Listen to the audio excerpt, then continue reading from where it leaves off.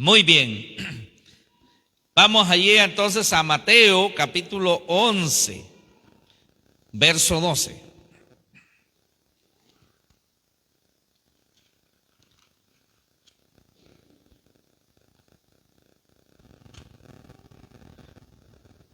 Dice: desde los días de Juan el Bautista hasta ahora el reino de los cielos sufre violencia y los violentos lo arrebatan.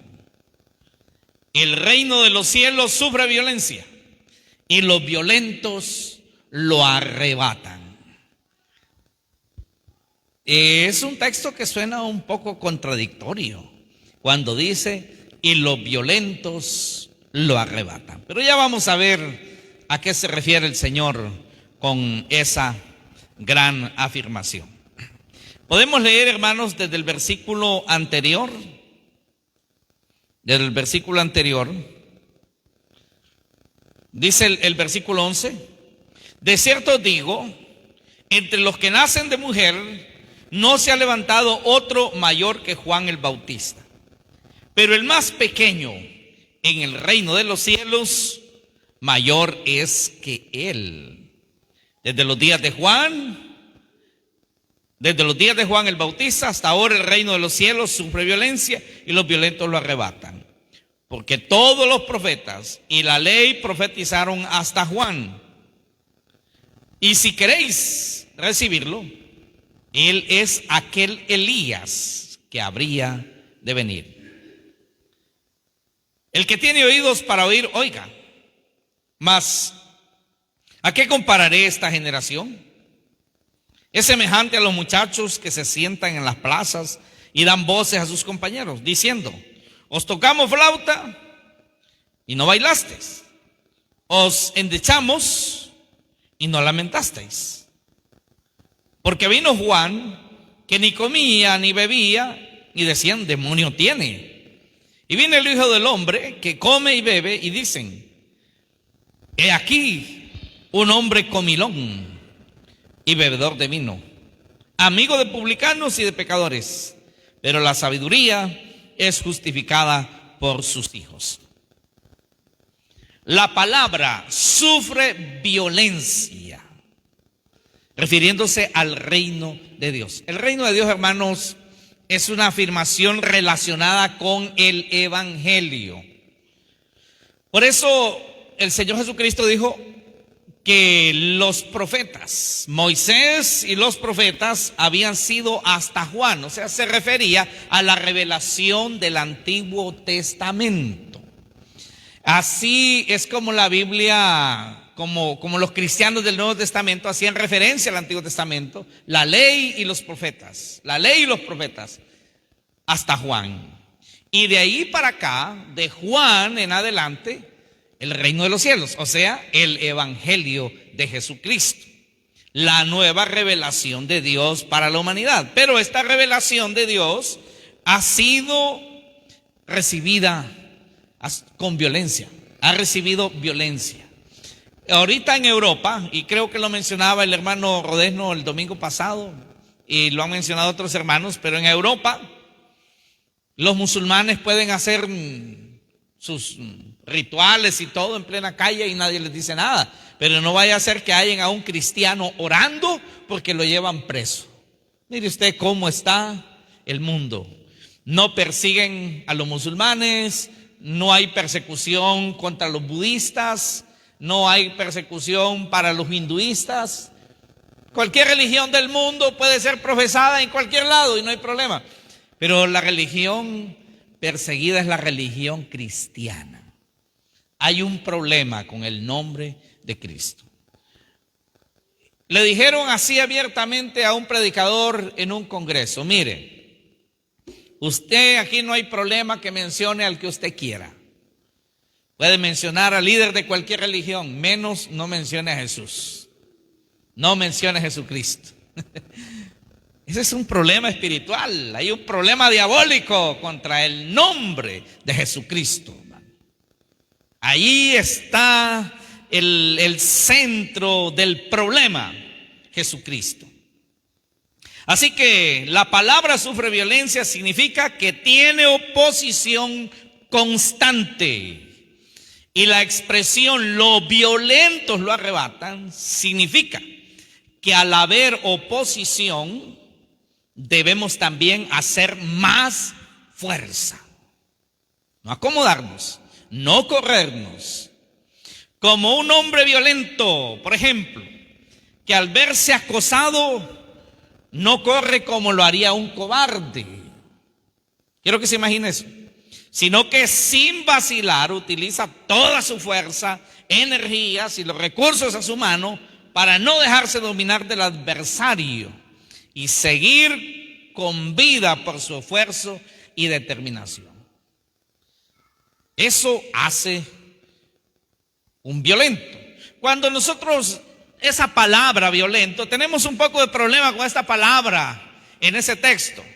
Mucha gente tiene problema con esa palabra, en el contexto, ¿cómo se entiende hoy? Porque cuando usted escucha violento, lo primero que se le viene a la mente es un asaltante, ¿verdad? Es un ladrón, un marero o un pandillero.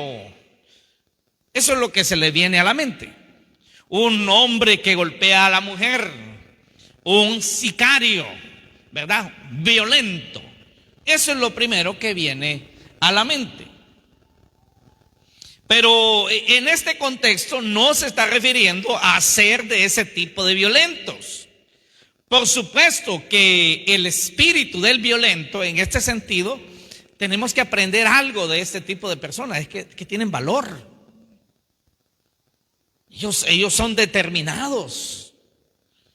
Los violentos literalmente pelean, matan, se van a meter a lugares peligrosos, arriesgan su vida, porque son violentos. Y no le tienen miedo a lo que les puede suceder. No piensan en ello. Son violentos. Pero el Señor está haciendo una comparación. Porque no es que está diciendo que tenemos que ser violentos. Recuerde que el mismo Señor dijo que debemos ser mansos como palomas, astutos como serpientes. Aprended de mí que soy manso y humilde de corazón. Así que no se está refiriendo a ser en sí violento en el sentido estricto de la palabra, sino tener la determinación, el valor, la osadía, la entrega, el sin miedo del violento. A eso se está refiriendo, que así debemos ser. Por ejemplo, en la Biblia hay un hombre llamado Caleb, uno de los hombres que acompañó a Josué en la conquista de la tierra prometida. Era un hombre violento a favor de su pueblo. Ese tipo de violentos que defienden a su pueblo con tenacidad, hermano, con valor.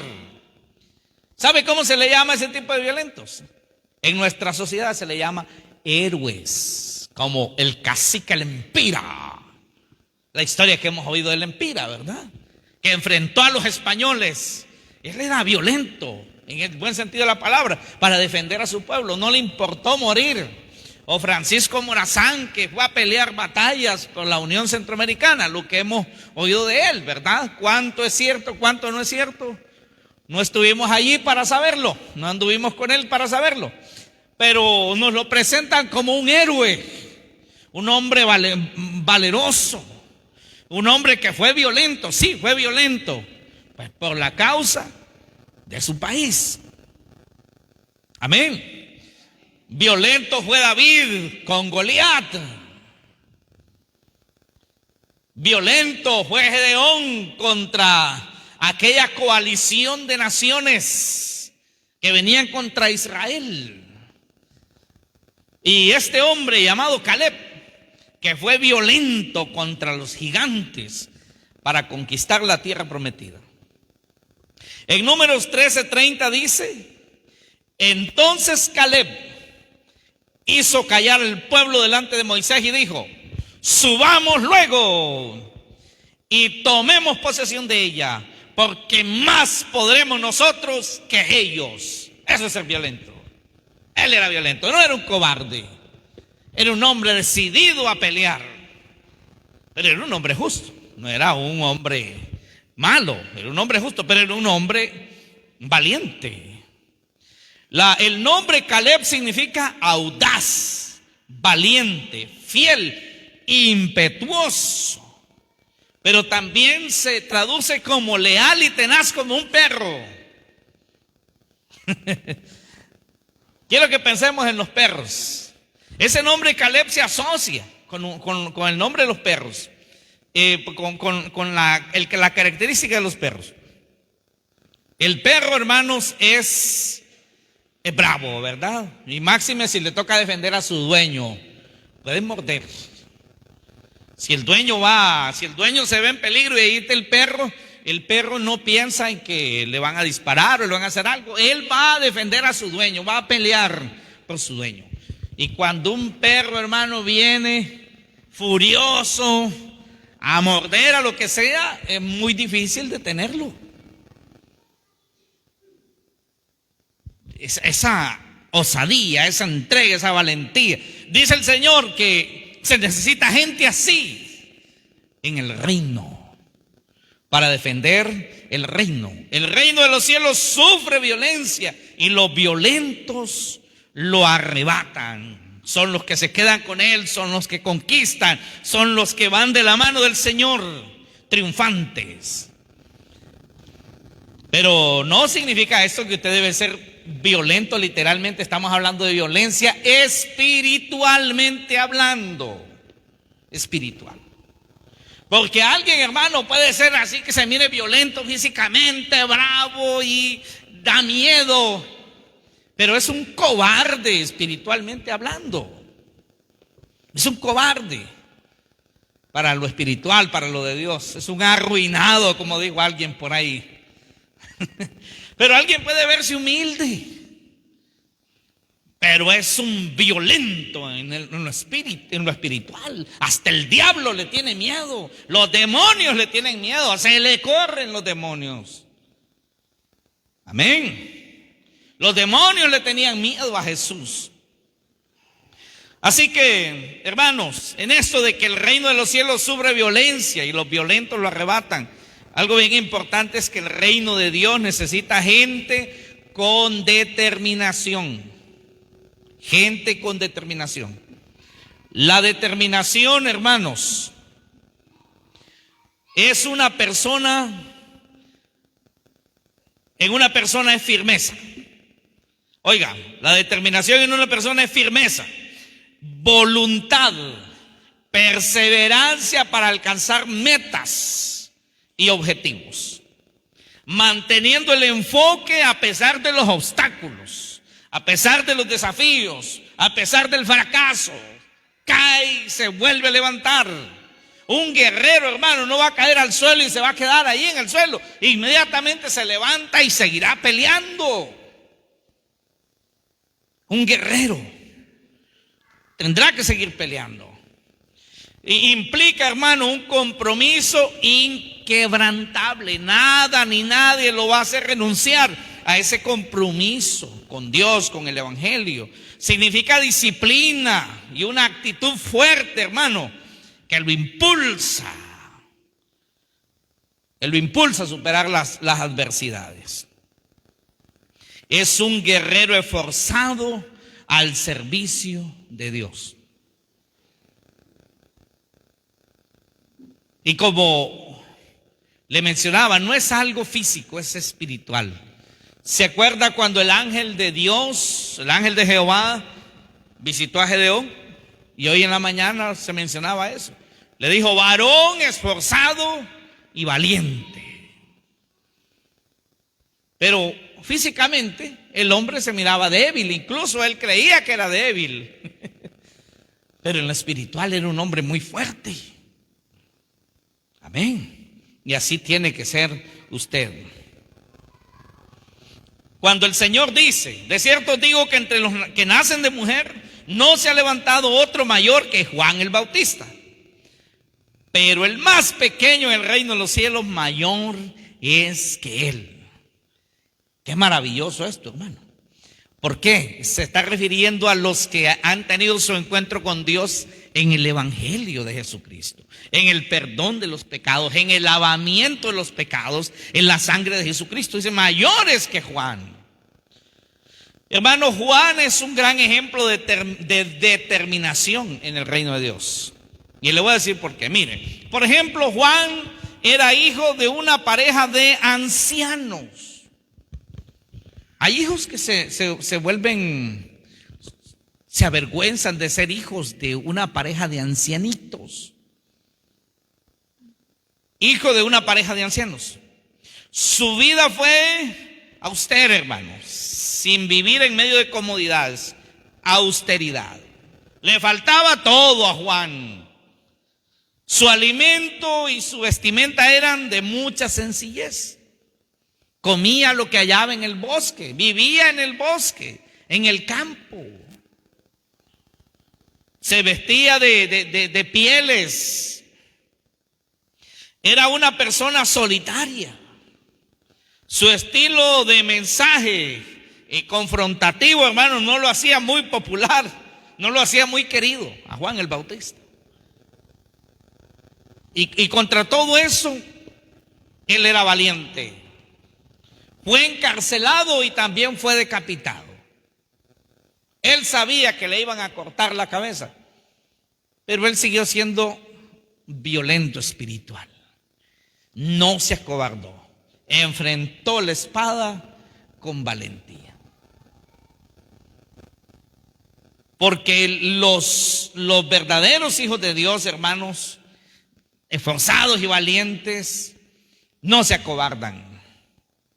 No se acobardan, son apasionados, prefieren morir antes que renunciar, como lo hicieron los apóstoles. Pero los cristianos de hoy, hermanos, son muy débiles, muchos de ellos. Gloria a Dios por los que son esforzados y son valientes, pero hay muchos cristianos débiles. Por nada está renegando, ya no quiere seguir. Inestables, por cualquier cosita, cualquier cosa, los echa a correr. No son esforzados, no son valientes. Entonces llegamos a ese verso 12. Desde los días de Juan el Bautista hasta ahora, el reino de los cielos sufre violencia y los violentos lo arrebatan. Nosotros tenemos que estar claros, hermanos, que venir al Evangelio, pues vamos a enfrentar algunas veces dificultades. En nuestro país no tanto, hermano. Aquí no tanto. Si aquí hasta lo felicitan a uno por ser cristiano.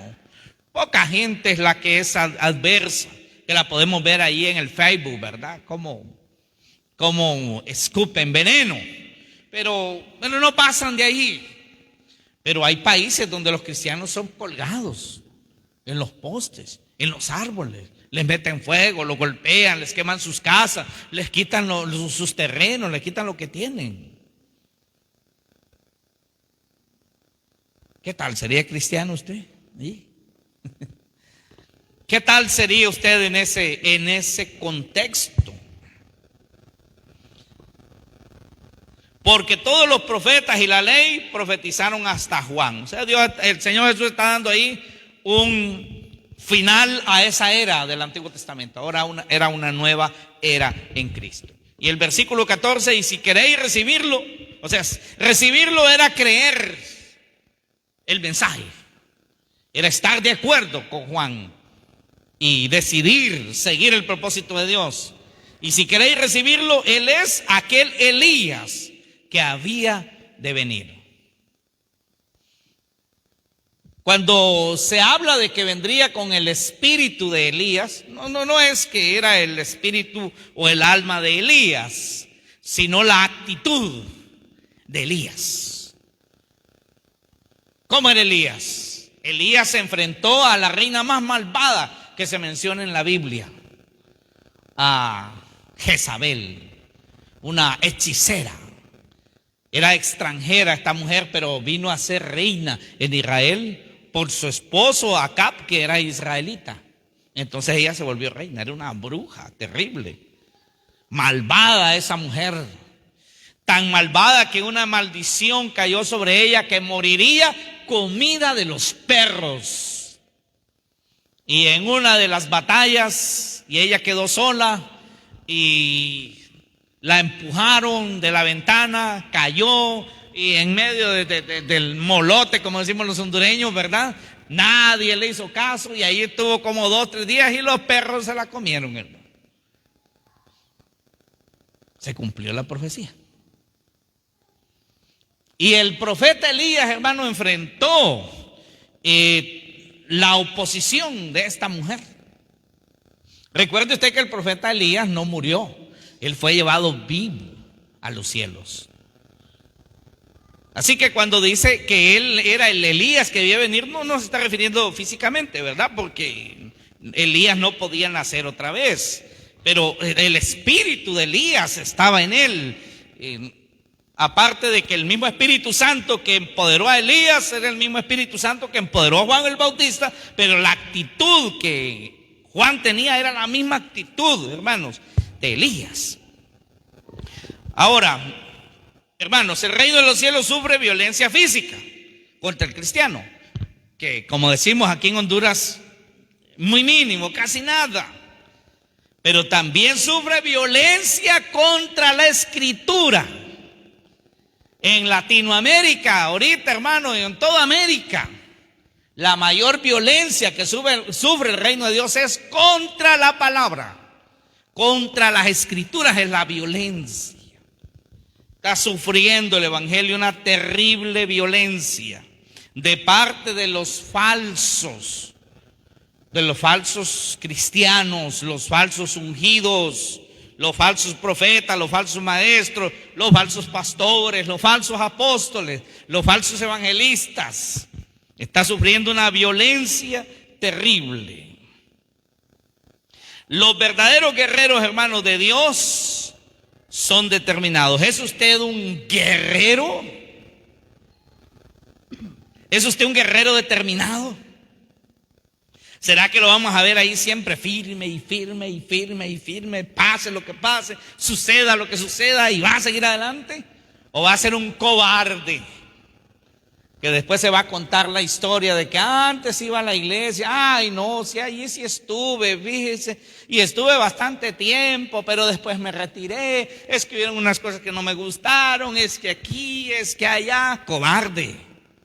No enfrentó, cobarde. No fue fuerte, decidido. Hermanos, todos enfrentamos complicaciones en este camino. Cualquier momento, hermano, usted puede decir, no, a mí nunca me ha pasado nada, pero cualquier rato le puede pasar. Cualquier rato le puede pasar a alguien que lo hará sentir mal. ¿Qué hará usted? ¿Correr como un cobarde o enfrentar como un valiente? No a trompadas, hermano. Las armas de nuestra milicia no son carnales, no son puños, no son palabras groseras. No. Es oración, es palabra de Dios, es humildad. El que se humilla bajo la poderosa mano de Dios es exaltado cuando fuera tiempo. Me acuerdo que en una de las ocasiones, que en una de las iglesias en las que yo estuve, y cuando digo una de las iglesias en las que yo estuve, no es que yo andaba cambiando de iglesia, pues buscando comodidad, no, sino era porque geográficamente a veces me tocaba estar en un lugar, estuve en una iglesia. Me fui para Tegucigalpa, estuve en una iglesia. Me fui para San Pedro Sula, estuve en otra iglesia. Estuve en Santa Bárbara, estuve en otra iglesia. Fue por asuntos geográficos. Y me acuerdo yo que participé en un ministerio de alabanza y había por ahí alguien, una muchacha que cómo se burlaba de lo que uno u otro hacía, ¿verdad? Y es tremendo, y uno ya le dan ganas de renunciar y de no seguir ahí. Así somos, de débiles. Pero seguimos, no porque nos daba deseo de renunciar. Porque hay personas que son expertas, hermano, para hacerlo sentir mal a uno. Sí, son tremendos para bajarle el gas, como dicen, para debilitarlo, para bajarle el ánimo. Hay gente tremenda.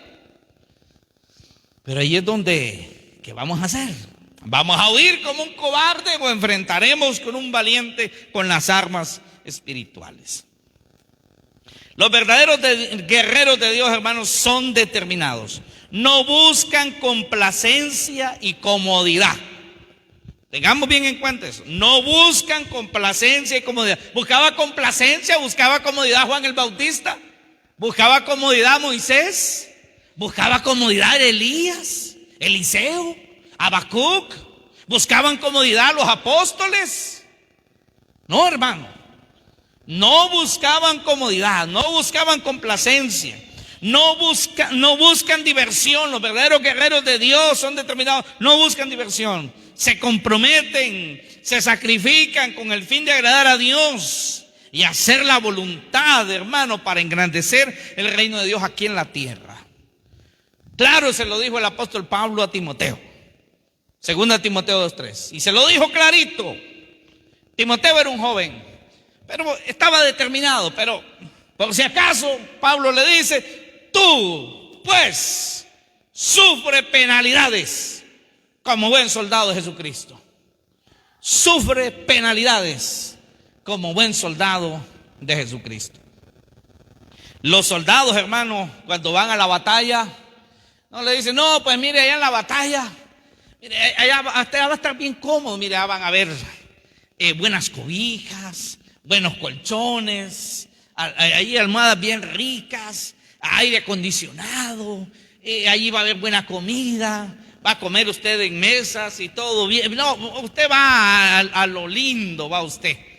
No, hermano, no, el soldado va decidido a andar en el lodo. Si les toca caminar todo un día en el fango, ellos caminan.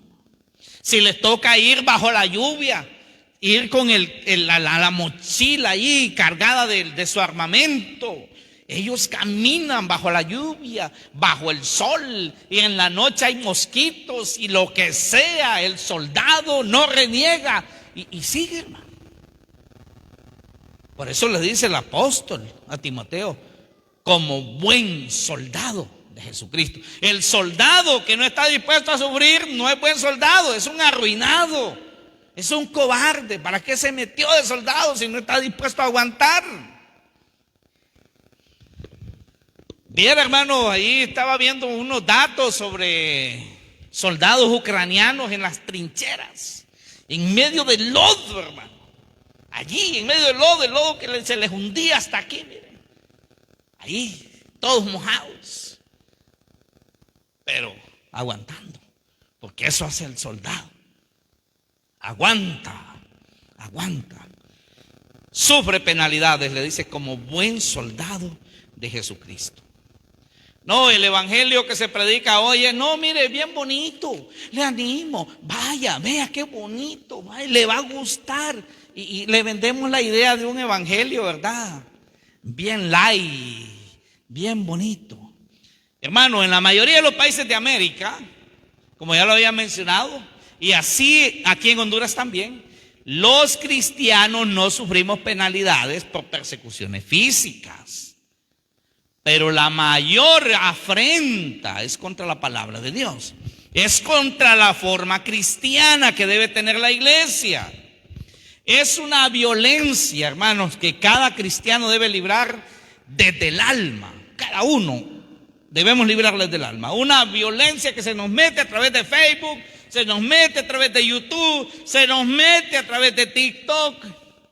Y el reino de los cielos está sufriendo violencia contra un modelo, hermanos, de iglesia al gusto del cliente. Esa es la violencia que sufre la iglesia hoy. Una iglesia al gusto del cliente. De aquí en adelante, hermanos, las iglesias, de lo que vamos a sufrir es de eso. Véngase para acá porque aquí está más bonita la iglesia. Aquí tenemos mejores sillas, aquí ya tenemos aire acondicionado, aquí tenemos cielo, aquí tenemos el mejor equipo de sonido, el mejor ministerio de alabanza, el mejor aquí, el mejor allá. Venga para acá. Aquí lo vamos a querer, aquí le damos besitos por un lado, besitos por el otro, le damos comidita, le damos lo otro y de todo, hermano. A modo de que la gente se sienta, pero de maravilla. Porque es como que el objeto del culto se volvió el individuo, pero no Dios, sino la persona. Miren qué peligro ha caído el evangelio.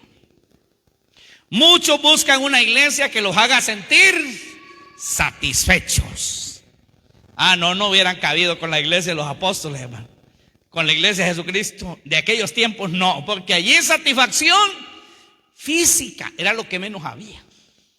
Los cristianos que se reunían en las catacumbas de Roma, hermano, en unas cuevas, muchas veces malolientes. Las ratas pasaban por los pies. No habían sillas cómodas y bonitas como esta, luz como esta. No, hermano, eran lugares incómodos. Pero allí se reunían los cristianos y adoraban a Dios. Así que hoy, hermano, mucha gente busca una iglesia que los haga sentir satisfechos, que los haga sentir complacidos, donde cada culto sea una experiencia extraordinaria. Eso es lo que busca mucha gente hoy. Y sobrenatural de remate.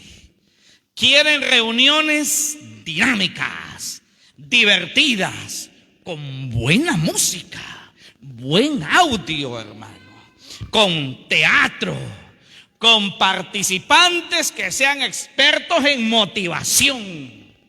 El que pase y agarre el micrófono sea un experto motivacional.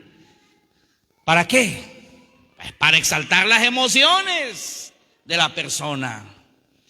Y mejor si levantan sus expectativas con promesas, con promociones ministeriales que lo hagan sentir importante.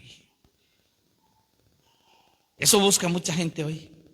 Que le digan: eres un profeta de Dios, eres un maestro, eres un siervo especial para Dios. Dios ve en ti un gran ministro. Hermano, y la persona empieza a volar. ¡Ja! ¡Qué bonito! ¡Qué bonito! ¡Qué bonito! ¡Qué belleza! ¡Qué culto! Dice: ¡qué bendición! Lo están complaciendo. Allí no hay penalidad, no hay sufrimiento, no hay nada. Hay complacencia absoluta. ¡Ay, qué linda música! ¡Qué lindo, qué lindo, qué lindo! Todo es lindo, hermano. El evangelio color de rosa. ¿Sí? Aquí en San Marcos hay unas iglesias, hermano, que ya tienen un reguero de profetas. Hasta algunos niños le llaman profetas ya. Sí, hace poco me enseñaban por ahí una captura del el gran profeta, un niño, fíjense. Le mencionaban el nombre del niño. El niño profeta de 10 años. ¿Qué le parece a usted?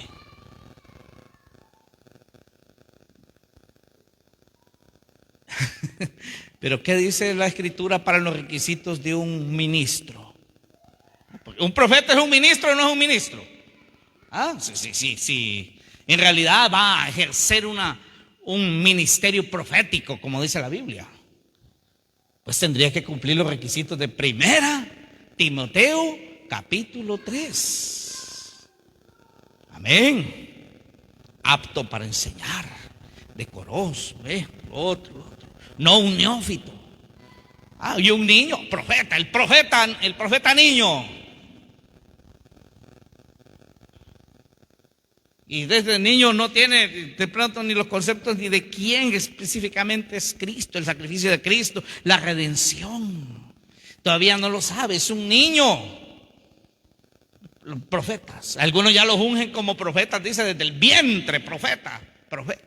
Y profeta, usted es una profeta de aquí para allá, usted es un profeta de aquí para allá. Gente, hermano, nueva en la fe, usted es un profeta.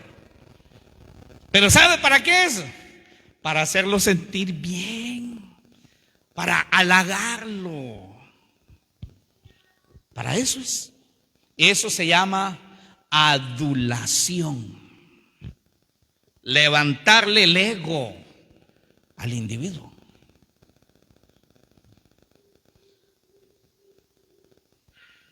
Eso, hermanos, es como una adicción. donde el supuesto cristiano se vuelve demandante. Y él, el cristiano, la causa por la cual el culto debe llenar sus expectativas. Hay que hacer un buen culto para que a la gente le guste. Hay que hacer un buen culto para que los que vengan les guste. No, hermano, hay que hacer algo bueno para que Dios sea agradado, para que Dios esté complacido. A eso venimos aquí, hermano. Aquí ustedes no me vienen a complacer a mí, venimos a complacer al Señor. Cuando hermana Nelly, el ministerio de alabanza aquí, hermano Misael y todos están tocando, no lo están haciendo para complacerme a mí, ni complacerlo a ustedes, para complacer a Dios. Amén. Y cuando usted canta con ganas y con todo el corazón ahí, no lo hace para complacer a los del ministerio de alabanza, sino para complacer a Dios. Porque Él, hermanos, es el objeto de nuestra adoración, de nuestra entrega, de nuestra consagración, nuestra rendición. Por eso, hermano, vemos hoy, con todo este evangelio, el gusto del cliente, por eso vemos hoy a ciertos cristianos yendo de iglesia en iglesia, pero no por convicción en la palabra de Dios. No es por estar buscando complacer a Dios, sino porque sus almas, hermanos, sus almas siempre están insatisfechas, están vacías y buscan siempre ser complacidas. Y mientras esa iglesia los haga sentir complacidos, allí van a estar. Pero es como una adicción, es como un vicio. Llega un momento que ya no se sienten complacidos, ya no se sienten llenos. Y máxime, si en algún momento le llamaron la atención, lo vaciaron de un solo. Y va a buscar otra iglesia a ver dónde lo complace. Es una vaciedad que necesitan llenar, pero la buscan, hermanos, de la manera equivocada. ¿Usted quiere sentirse lleno? Póngase a orar. Sí. Ay, qué vacío me siento yo, dice usted. Yo espiritualmente me siento bien bajo. Póngase a orar. Lea la escritura. Ojalá se hace un ayuno personal y verá. Porque esa llenura, hermano, no viene de una iglesia. Viene del Espíritu Santo. Viene de Dios. Viene de la palabra de Dios, hermano. No viene de una organización, viene de Dios. Amén, es el que usted tiene que buscar. Y es el que yo debo buscar. Nadie más que Dios, hermano, lo va a satisfacer de una manera especial. El reino de Dios sufre violencia política. Sí, violencia política. Hoy los políticos se han metido contra la iglesia. En Estados Unidos, en México, en Guatemala, en Honduras y en todas partes, hermano, en Europa. ¿Qué no se puede decir en Europa? Los políticos se han metido contra la iglesia. Los políticos siempre sacan a bailar la iglesia. Un dicho. Siempre la sacan a colación a la iglesia. Pero la iglesia no debe mentar a los políticos. La iglesia no debe meterse con los políticos, porque la iglesia es laica, la laicidad, pero ellos no tienen laicidad contra la iglesia. Ellos siempre están allí metiendo el dedo, están allí metiéndose contra la iglesia. La iglesia, hermano, sufre violencia política. Leyes que aprueban que van en contra de la iglesia, en contra de los principios de la iglesia. En Canadá, hermanos, han ido a arrestar cristianos por estar predicando en algún lado. Les han ido a quitar parlantes y todo, porque hay leyes. Hay cristianos que los han metido presos por no casar a aquellos del mismo bando.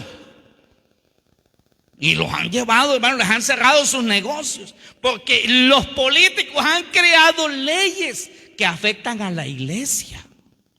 Así que la iglesia, hermano, sufre violencia política. Por eso yo le voy a decir a usted, si usted es amante de un partido político, ama a un partido y dice yo soy nacional, yo soy liberal, yo soy de libre. Bueno, pues le voy a decir una cosa. haga que sus amados políticos respeten la iglesia, respeten la Biblia. Haga que eso pase.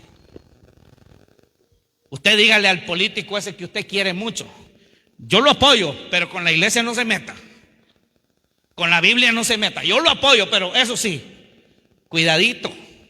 Cuidadito con andar aprobando y promocionando leyes en contra de la iglesia o en contra de la palabra de Dios. Yo soy de este partido, pero en eso no lo apoyo.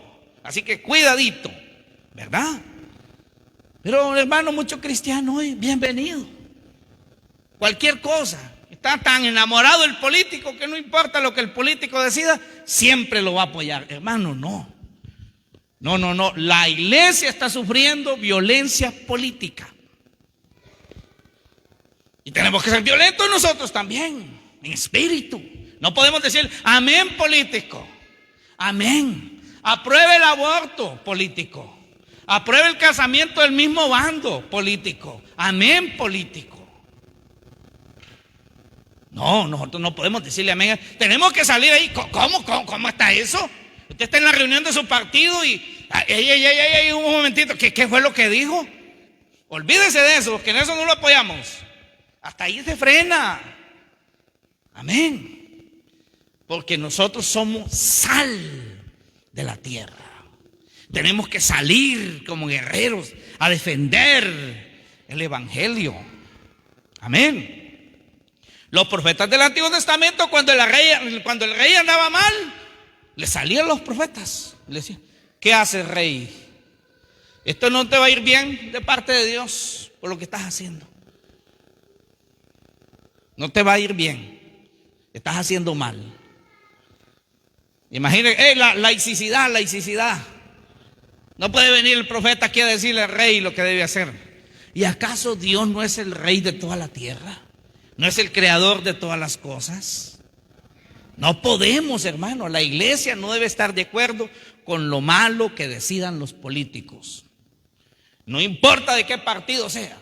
A nosotros los cristianos no nos deben importar los partidos. Nos debe importar que se respete la palabra de Dios. Amén. Allí tenemos nosotros que ser violentos. El reino de los cielos sufre violencia y los violentos lo arrebatan. Quiero llevarlo allí a 2 Timoteo 4:3. Volviendo a esa violencia que hay dentro de la iglesia. Y máxima, hermano, la iglesia evangélica. La iglesia evangélica. La iglesia evangélica está sufriendo una violencia contra la escritura terrible. La iglesia evangélica. Violencia que no la sufre la iglesia católica, que no la sufre la iglesia de los santos de los últimos días, alias los mormones. Violencia que no sufren los testigos de Jehová. Violencia que no sufren los de la fe Bahá'í. Violencia que no sufren los unos y los otros de otras religiones. Pero la iglesia evangélica, la iglesia que quiere creer, mantenerse en los evangelios, en el evangelio del reino, está sufriendo una violencia terrible contra la escritura. 2 Timoteo 4:3. Porque vendrá tiempo. ¿Va a venir o ya llegó? Ya llegó, hermanos. Ya llegó, ya días llegó. Vendrá tiempo cuando no sufrirán la sana doctrina, no aguantarán la buena enseñanza, sino que teniendo comezón de oír, o sea, la gana de oír algo que le guste. Mire, se amontonarán maestros conforme a sus propias concupiscencias.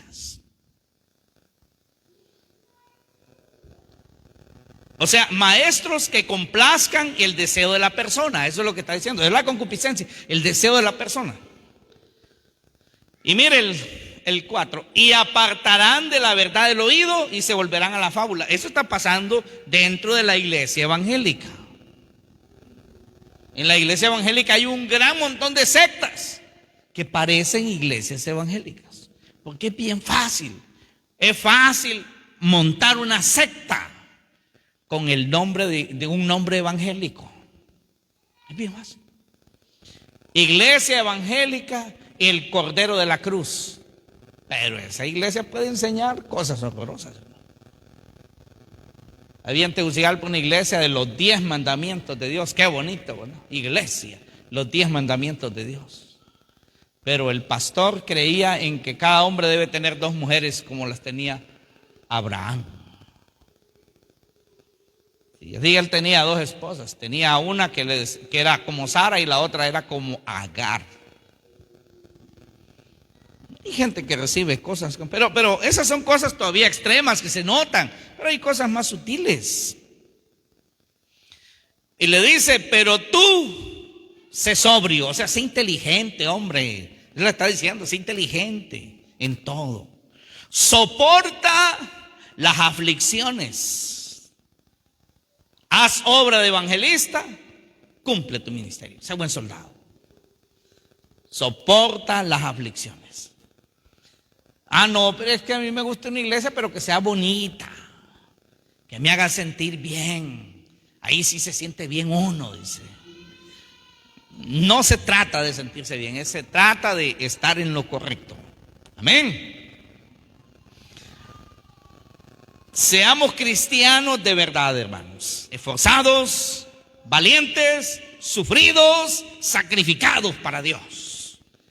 Hoy habíamos, pues, como unos 25, 26 hermanos en el tiempo del ayuno. Gloria a Dios, sufrido. Sí, sufrió que no se tomó el café de la mañana, no comió el pancito de la mañana, sufrió porque no se comió el desayuno, sufrió. Y ahí el estómago le ardía quizá, ¿verdad? Y estaba incómodo. Sí, sufrió, ¿no? Ay, qué lindo, estoy con hambre, Sufrido. Ay, no vuelvo al ayuno. Es que un día fui al ayuno y viera, sí me sentía débil, me hizo falta el café. Ay, no, me sentí decaído, peleé con el sueño. Ay, no, fíjese, no me sentí bien. Yo creí que me iba a sentir bien en el ayuno. Usted siéntase bien de ser la voluntad de Dios. Amén. Gloria a Dios por estar poniendo el cuerpo en sacrificio vivo. Sufre, carne, sufre. Por ti sufrió Cristo. Amén. Ay, qué lindo dejar la cama en la mañana, la cobija en este rico frío. Ay, qué bien se siente, qué lindo, qué maravilla. No, hermano, dejar esa cobija es un sufrimiento para muchos. Para algunos es la gran tribulación. Dejar esa cobija es la mayor prueba.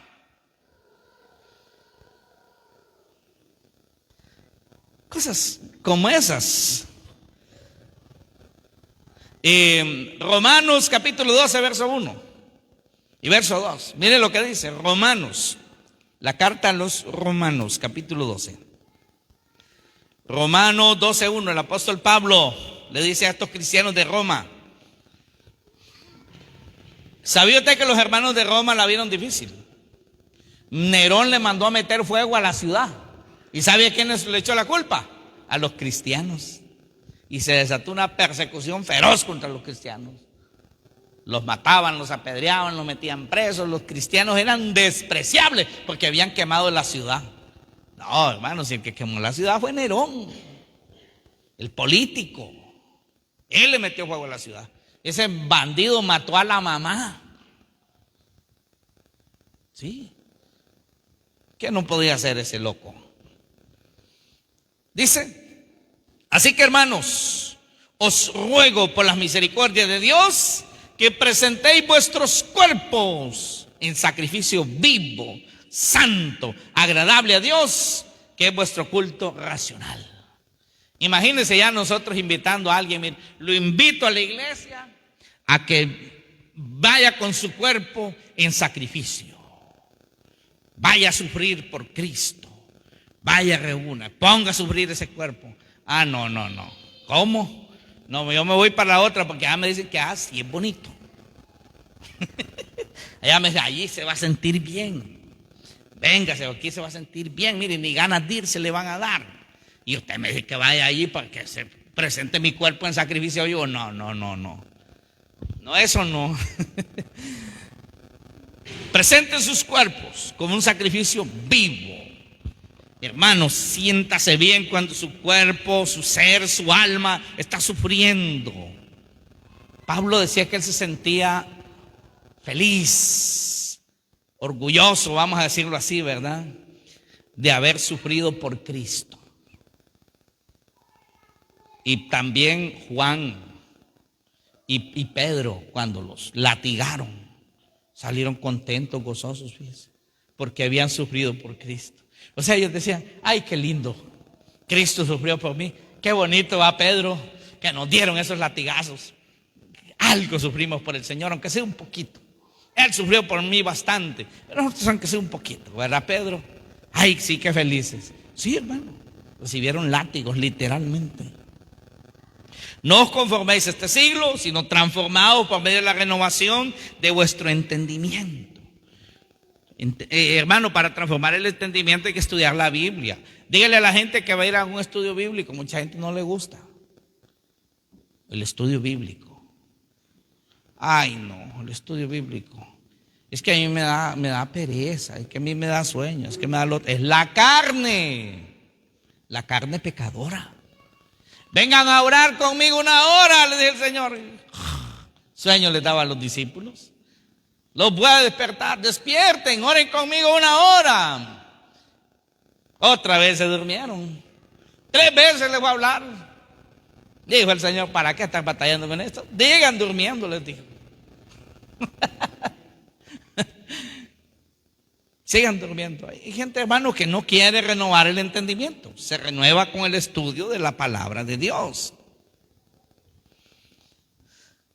Usted no debe asistir a las reuniones y a los trabajos de Dios, hermano, con la expectativa de ser complacido. Nunca lo haga. No.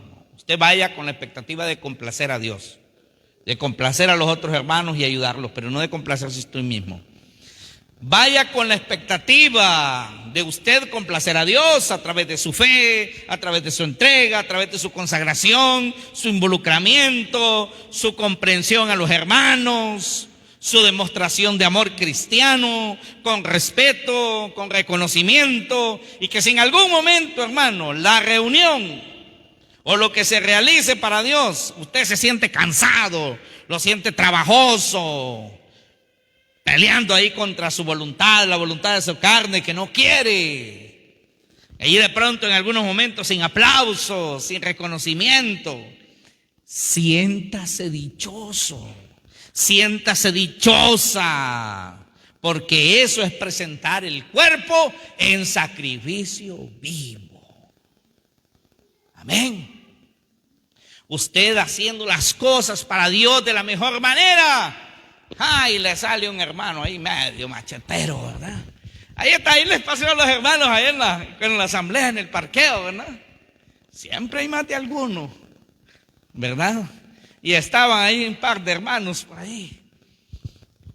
Y le salió bastante gruñón el hermano, ¿no? Le bajó el gas un poco, ¿verdad? Seguramente. Se lo bajó un poco. Pero ¿qué tenía que decir? Gracias, Señor, porque aunque sea un poquito sufrí por esta causa.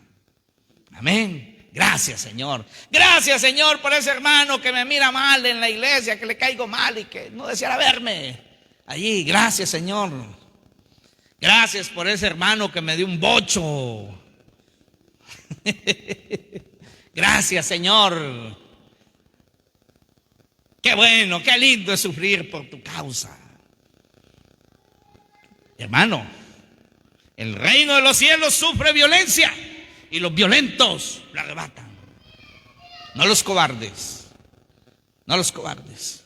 Me acuerdo yo cuando empezaba mi vida cristiana, casi me voy como un cobarde, casi me acobardo y me voy.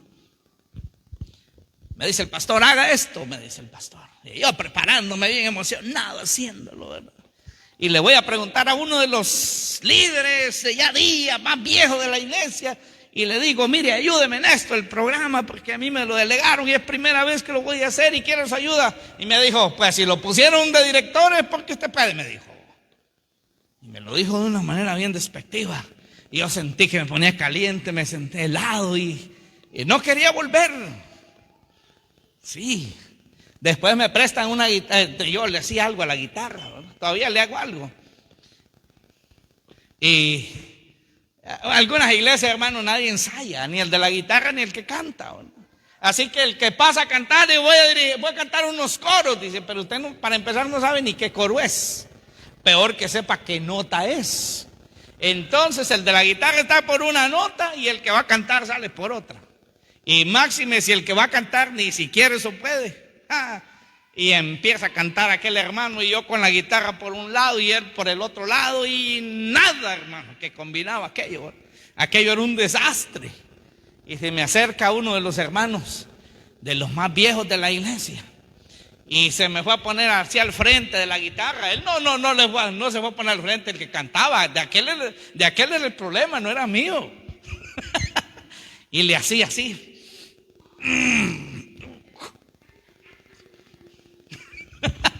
Le aseguro, hermano, que yo no quería volver a tocar esa guitarra. No quería, pero me aguanté, hermano. Me tragué el orgullo, me tragué el ego, porque es que le molestan el ego a uno. El orgullo, la carne, se la tocan en la mera llaga, hermano, esa carnita débil. Pero fíjate que lo superé. Y después, gracias al Señor, mucho tiempo les serví en la iglesia con el instrumento ese. Pero ya en algunas veces me iba temprano y ensayaba con quien va a cantar, cantemos para ver cuál es la nota que le salía mejor al hermano. Y ya muchas cosas mejoraron. Ahí es donde a los que aman a Dios, todas las cosas les ayudan para bien. Amén, hermano. Gloria a Dios. Gloria a Dios. Allá los hermanos en el parqueo ese día, le digo yo al hermano Mario Cejo, porque ahí estaba el hermano Mario Cejo, ¿no? Ahí estaba ese día, hermano. Y él lo vivió en carne propia. Y creo que el hermano Oscar también y el hermano Juancito. Le digo, hermano, todo ha estado bien, ¿verdad? ¿Qué me dijo? No, todo me dijo. Estaba vivito aquello, no se le había olvidado. Ayer me dijo, nos salió un hermano todo torcido, me dijo. Viera, me dijo ese hombre, me dijo todo lo que nos dijo.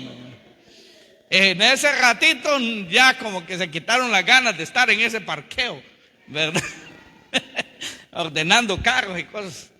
Pero hermanos, pues ahí es donde vale decir gracias, Señor. Gracias. Por ti lo que sea, Señor. Amén.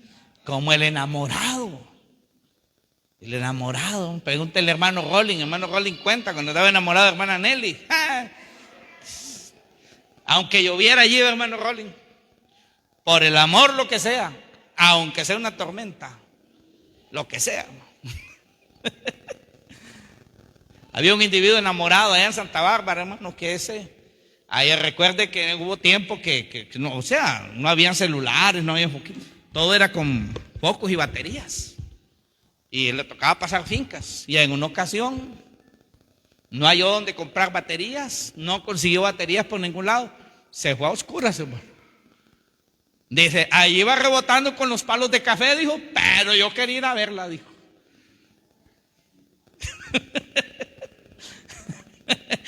Por amor lo que sea. Amén. Vale sufrir. Si es por Cristo, sufrimos lo que sea, hermano. Mire, hermano, Moisés, por ejemplo. Y aquí voy a terminar. Voy a terminar acá. Hebreos 11:24. Mire qué hombres tan violentos en el buen sentido de la palabra. Hombres tan valientes. Moisés. Hebreos 11:24, 25 y 26 dice: por la fe, Moisés, hecho ya grande, porque niño no le llamaron profeta. No, niño no. Hecho ya grande, hermano. Yo sé que algunos toman como, porque Jeremías era profeta, era niño. No, yo soy un niño. No, muchos creen que cuando Dios llama a Jeremías a ser profeta, era un adolescente. Era un adolescente. Así que en la Biblia también Niño se le decía a un adolescente. Y la cuestión, hermanos, es de que había una corrupción religiosa terrible en Israel.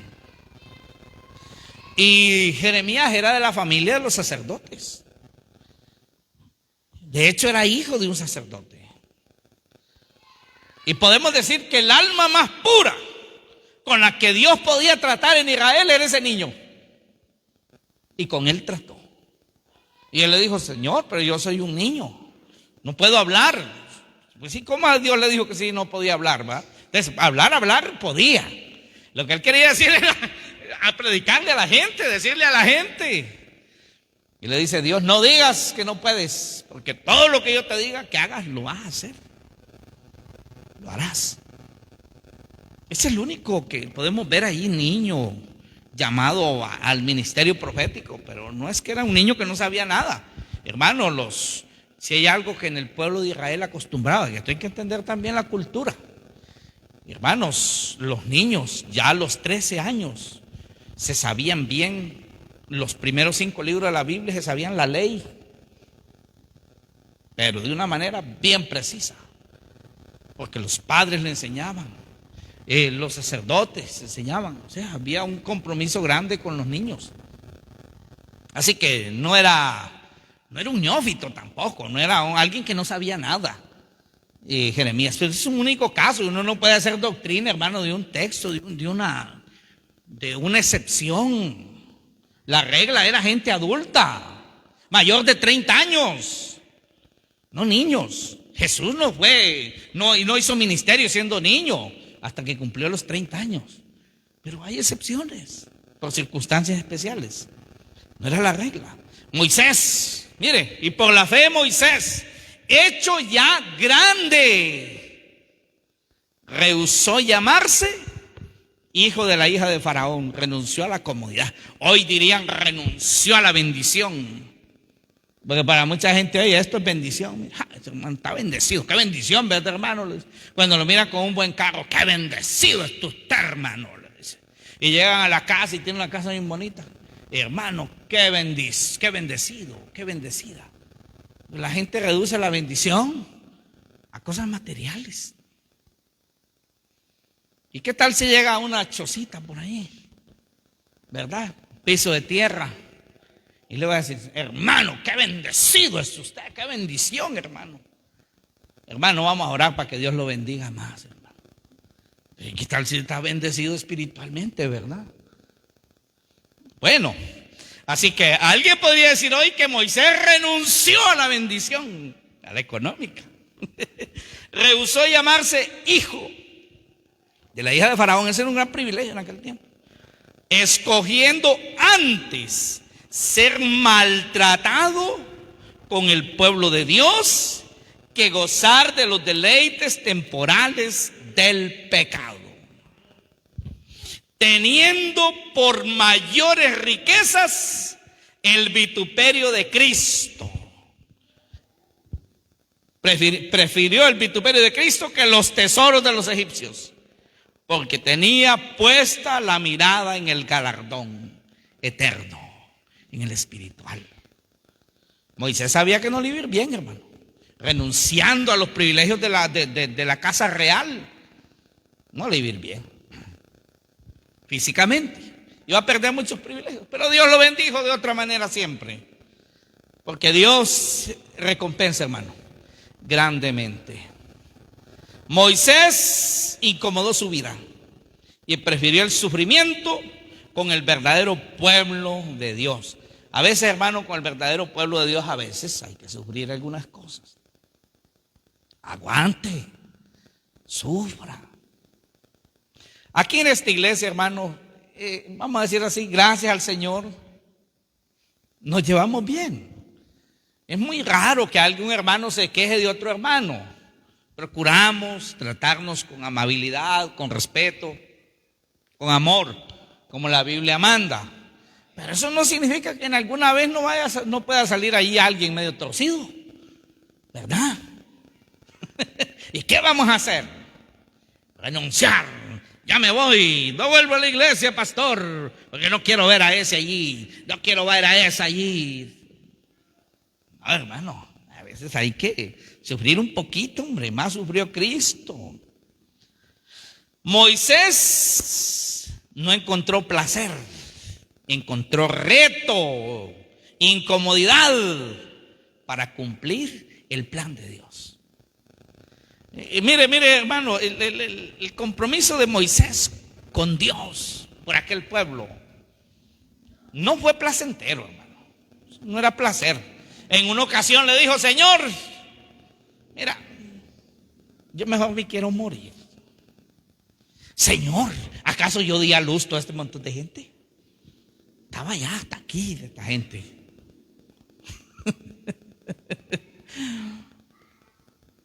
Hermano, sintámonos privilegiados de que algunas veces, algunas cosas las sentimos tediosas, difíciles, costosas.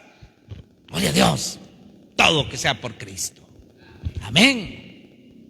Ay, tener que ir a la iglesia con este frío. Gloria a Dios, sufra carne, sufra carne. Amén. Ay, no, hoy no voy a ir a la iglesia, mucho frío, mejor me voy a quedar en la casa, envuelto allí, con cobija, viendo Netflix. No, hombre, qué sufrimiento por la causa de Cristo. No, hermanos, hay que sufrir un poquito. Amén. No busquemos comodidad, busquemos complacer a Dios en todo tiempo. Amén. Póngase de pie. Póngase de pie. Gloria a Dios. El reino de los cielos está sufriendo, hermano. Está sufriendo. ¿Qué está haciendo usted? ¿Qué está haciendo usted contra esa violencia que está sufriendo el reino de Dios ahora? Esa violencia contra la palabra de Dios, contra el modo de la iglesia. ¿Qué está haciendo usted? ¿Qué está dispuesto a hacer usted? ¿Quiere usted un evangelio cómodo? Un evangelio donde usted sea complacido, donde usted sea el centro de atención, el adulado, al que le dicen cosas lindas. Deje eso a un lado. No mire ese tipo de evangelio, hermano. Mire al evangelio donde hay que agradar a Dios, donde si es necesario sufrir, sufriremos por Él. Pídale perdón al Señor. Pídale perdón al Señor cuando usted ha querido un evangelio cómodo. Pídale perdón. Dígale: Señor, aquí estoy. Sí, yo quiero tener paz, quiero gozarme, pero si me toca aguantar algo por ti, lo aguantaré. Dígale al Señor.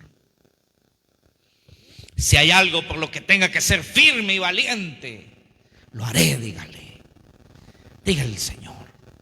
Pídale perdón, pídale que le limpie de los pecados, hermano. El pecado es el peor enemigo de nosotros. Es lo que más nos desalienta, es lo que más nos desanima, es lo que más nos hace decaer. Es el pecado personal. Todos tenemos lucha, hermanos. Sigamos luchando contra el pecado que nos asedia.